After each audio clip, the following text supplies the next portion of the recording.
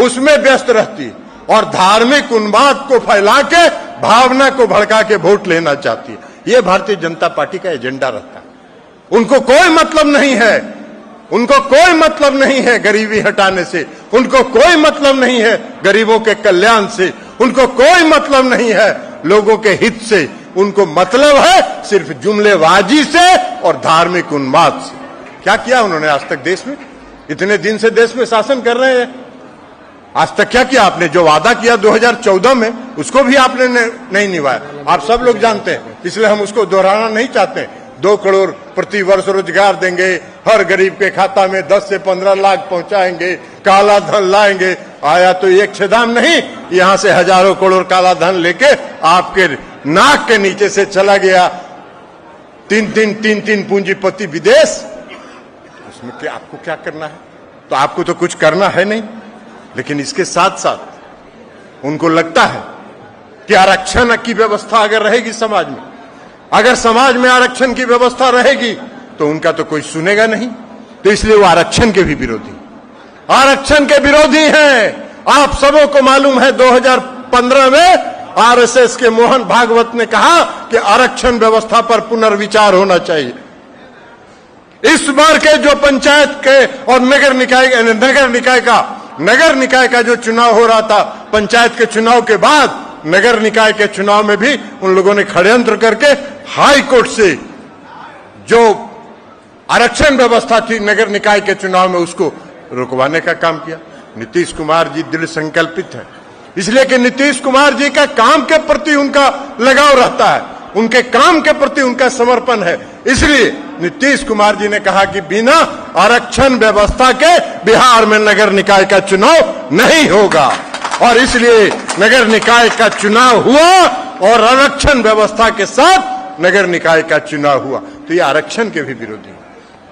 इसलिए साथियों, हम आपसे आग्रह करें कि समाज में आज आने वाले समय में बहुत सारी चुनौतियां हैं। आप सभी साथी को सतर्क रहने की जरूरत है, सजग रहने की जरूरत है, और मोदी जी के और भारतीय जनता पार्टी का जो धंधा चलता है, उस धंधे से सतर्क रहने की जरूरत है, और उससे लोगों को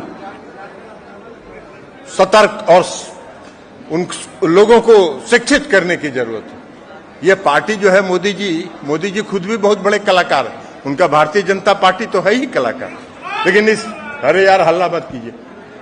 इस देश के जो आदरणीय प्रधानमंत्री जी हैं, इस देश के आदरणीय प्रधानमंत्री जी की पूरी पार्टी तो कलाकार है ही, वो खुद भी बहुत बड़े कलाकार हैं। वह 2014 में आप लोगों ने, उन्होंने क्या कहा? अति पिछड़ा का मैं बेटा हूं। भाई हम फिर से कहना चाहते हैं, कई बार हम कह चुके, क्या आदरणीय प्रधानमंत्री जी, आप में अगर साहस है तो आप यह बताइए कि आप जिस समाज में पैदा हुए, वह समाज पिछड़ा वर्ग कब घोषित हुआ, पिछड़ा वर्ग कब घोषित हुआ, यह आप बताइए। तो जो पिछड़ा वर्ग घोषित ही हुआ 1999 में, तो अति पिछड़ा कहां से हो गया? और गुजरात में कोई अति पिछड़ा है क्या? गुजरात में कोई अति पिछड़ा वर्ग नहीं है।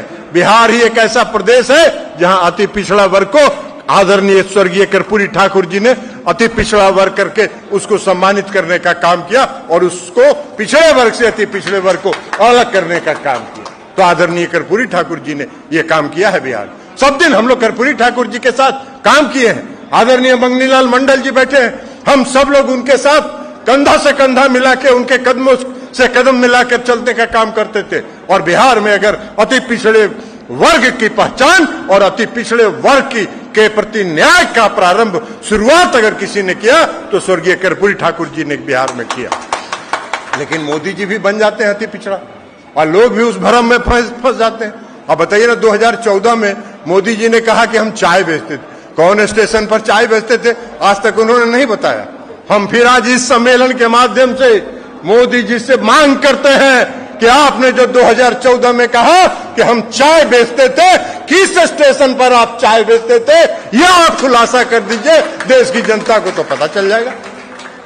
तो चाय बेचने वाला बन जाते हैं, कभी अति पिछड़ा बन जाते हैं। तो ये पार्टी ही वही है, कन्फ्यूज पार्टी, कान में कुछ कुछ प्रचार करता रहेगा, इधर से उधर भ्रम फैलाता रहेगा। आज देश का जितना मीडिया हाउस है। यहां जो साथी हैं हम उनको नहीं कर रहे, यहां जो मीडिया के साथी हैं वो तो मने मन समझ रहे होंगे कि सही है बोल रहा है, लेकिन जो इनके मैनेजमेंट है, इनकी जो व्यवस्था है, उस सब पर उनका नियंत्रण है और उसके माध्यम से दुष्प्रचार करने का काम करते रहते हैं। कभी कहेंगे मीडिया में देखिएगा 4 दिन तक चलता रहेगा कि नीतीश कुमार और ललन सिंह में टकराहट हो रहा है और नीतीश कुमार ललन सिंह को सेट कर रहे हैं, यही काम में लगे रहेंगे। कभी प्रचार करेंगे कि नीतीश कुमार भाजपा में जा रहे हैं, नीतीश कुमार जी भाजपा में जा रहे हैं, तो ललन सिंह रोके हुए हैं। अरे नीतीश कुमार जी को भारतीय जनता पार्टी ने जितना अपमानित करने का काम किया है, हम नहीं समझते हैं कि कभी नीतीश कुमार जी के सपने में भी भारतीय जनता पार्टी में जाने की बात होगी।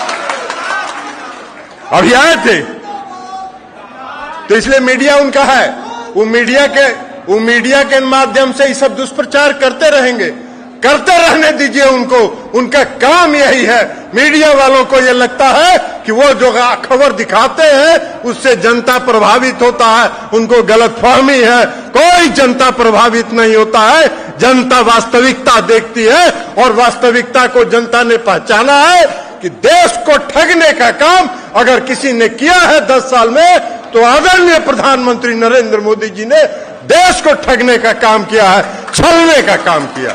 इसलिए देश की जनता सतर्क है, देश की जनता उनके जुमला में अब नहीं फंसने वाली।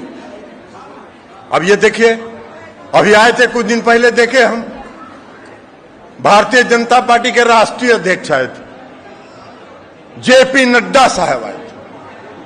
जेपी नड्डा साहब ने भाषण दिया, बड़ा कड़ा भाषण दिया, कोई ज्ञान भी नहीं है। अरे भाई नड्डा साहब, अगर पटना आए थे तो जरा पूछिए वहां से कुछ खबर और सच्चाई न लेके आते, पढ़ के आते।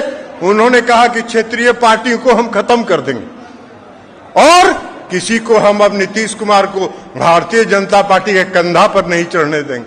अरे नड्डा साहब, नीतीश कुमार जी एनडीए में थे 2005 में, 2005 के अक्टूबर में, नवंबर में जब सरकार बनी तो उस समय जनता दल यूनाइटेड की संख्या थी 88 सीट पर जनता दल यूनाइटेड चुनाव जीती थी और भारतीय जनता पार्टी थी 55। जेडीयू था 88, भाजपा था 55। 2010 में के चुनाव में जनता दल यूनाइटेड 115 सीट जीती थी, आप मात्र 91 सीट जीते थे।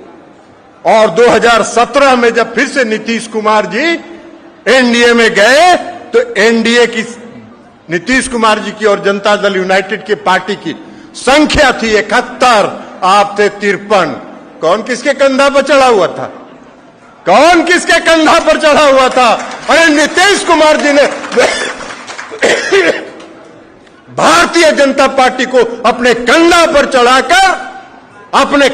चढ़ा के बिहार में उसकी पहचान बनाई। लेकिन अब नीतीश कुमार जी भारतीय जनता पार्टी को नीचे पहुंचा देने का काम करेंगे। नड्डा साहब, मुंगेरी लाल का हसीन सपना देखते रहिए, क्षेत्रीय पार्टियों को समाप्त करने की आपकी क्षमता नहीं है और भारतीय जनता पार्टी की क्षमता नहीं है। नीतीश कुमार जी, आपका जो दिल्ली का शासन है उसको 2024 में समाप्त कर देंगे, उसके बाद आप खत्म हो जाइए। तो इसलिए ये है इनका। एक और है, अरे भाई बीच में मत करिए ना आप। और उसके बाद एक आध गो नेता है, अब एक आध गो नेता है जो बहुत घाट का पानी पिए हुए, सब घाट का पानी पिए हुए हैं। पहले आरजेडी में, फिर जनता दल यू में, फिर जीतन राम मांझी जी की पार्टी हम में, आजकल भारतीय जनता पार्टी में। तो बड़ी बड़ी बात बोलते हैं। नीतीश जी के बारे में आप शब्दों का भी इस्तेमाल करते हैं।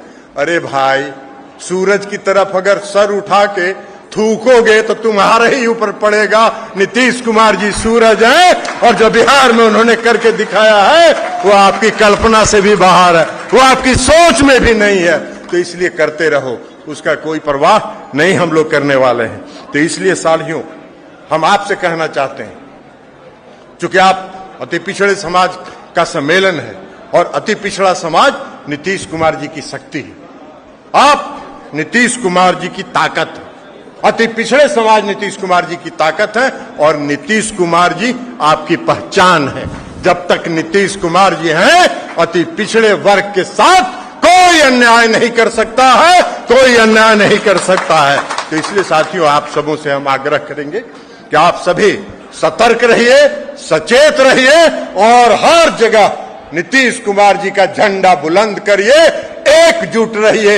एक मुट्ठी जैसे बंद है, ये मुट्ठी अगर बंद है तो इसमें ताकत है, उसी तरह अति पिछड़े समाज के लोग एक मुट्ठी के अंदर बंद रहिए, एकता के साथ रहिए। आपका हित नीतीश कुमार जी के हाथों में सुरक्षित है, उससे कोई समझौता नीतीश कुमार जी नहीं करने वाले हैं। और इसलिए इसके साथ साथ चूंकि आज पटना में ये कार्यक्रम हुआ और हम प्रदेश अध्यक्ष जी से कहेंगे, हम इनको भी धन्यवाद देते हैं कि हमने इनको आग्रह किया एक हफ्ता पहले कि भाई 13 तारीख को यहाँ माननीय मुख्यमंत्री जी का अभिनंदन समारोह आयोजित करिए, और सब लोग मिलके इन लोगों ने आयोजित किया। इसलिए हम इनको भी धन्यवाद देते हैं और इनसे फिर हम आग्रह करते हैं कि आने वाले समय में दशहरा के बाद 1 नवंबर से लेके 7 नवंबर के बीच में सभी जिलों में ऐसा ही अति पिछड़ा सम्मेलन आयोजित करिए। माननीय मुख्यमंत्री नीतीश कुमार जी के प्रति आभार व्यक्त करिए, अभिनंदन करिए और इस कार्यक्रम को बिहार के हर जिला में चलाइए। और इसी के साथ आप सभी साथी जो भी यहाँ आए हैं, आप सबों का पुनः अभिनंदन करते हुए, आपका स्वागत करते हुए हम अपनी बात समाप्त करते हैं। बहुत बहुत धन्यवाद। बहुत बहुत धन्यवाद। अब धन्यवाद ज्ञापन के लिए खगड़िया के जिला अध्यक्ष बबलू मंडल जी चाहते हैं आप आए और धन्यवाद ज्ञापन करें। इस कार्यक्रम में